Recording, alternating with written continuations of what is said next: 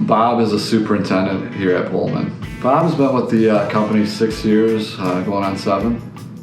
Bob's got a lot of skills. He's PT certified. He's a caulker, waterproofer. There isn't much, if anything, that Bob doesn't know as far as our what we do as a division or a branch.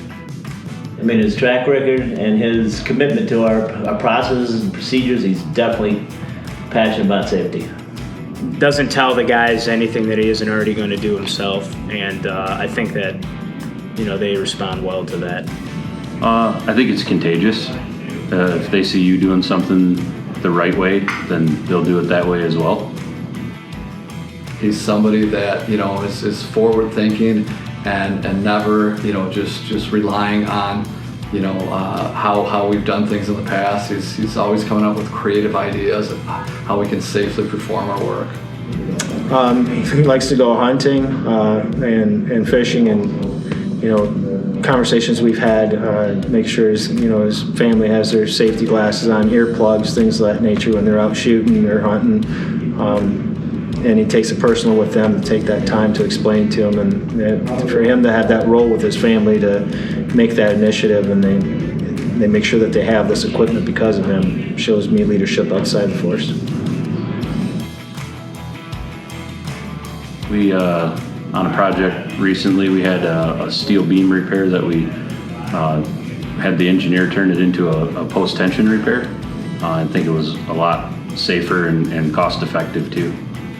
As a T-stem repair, we were supposed to bring this I-beam into the garage, and you know, we were involved a crane, and then actually swinging the I-beam, you know, into the area, having to have more equipment to place the I-beam, which obviously is very heavy, in a tight spot. So we were able to, through Bob's direction with the engineer, rebuild the post-tension in the T-stems, and you know, that was really something he came up with, that, you know, we had the engineer ultimately, you know, kind of design it, but, you know, with our direction, and it was a much safer alternative than trying to handle this I-beam. We had a pretty large project at JSP, a manufacturing facility in Detroit, and we had somebody that was running it, and we had Bob take it over because there was just so many different job tasks that we're doing on the project: shotcrete, carbon fiber, form, pour, everything. And it was a pretty difficult client, but Bob was there for, I believe, 2 years running that project. He brought that job in and made everybody on the team understand that we could do it. Yeah, it was just an excellent job, just as leadership. 1401, they're working off of scaffolding systems, and the way that the building was contoured and sloped coming up the ramps, our specific scaffolding systems that we were using wouldn't allow the guys to make it to certain heights. In other sections, it was a perfect fit. We identified some separate scaffolding systems that the guys can actually utilize there, so they can be at different heights and still be properly tied off and utilizing it. A lot of the other guys that I've worked with would try and see what they can do to make it work, but Bob actually reached out and got the proper equipment. So it was definitely a hard start, but a great ending.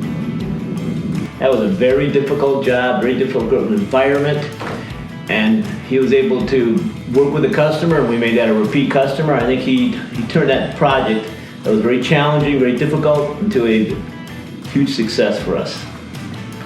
This past year, Bob was on a project when the COVID outbreak hit the state, and the majority of the state was shut down.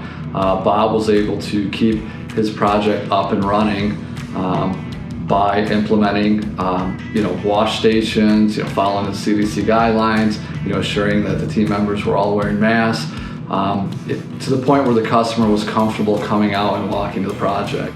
So we expanded a break room to allow social distancing for all of our employees, and we marked all of our tables, all of our chairs. Everybody wears a mask every day. There's places you can go to eat and drink. There's places you can go to talk on the phone. There's rest areas where you can pull your mask down, get a breath, things like that. here was a customer that was extremely cautious. It was at a time that no one was sure of what was happening, but he put the measures in place to make sure that everybody was safe and that the customer was comfortable coming out to the job site.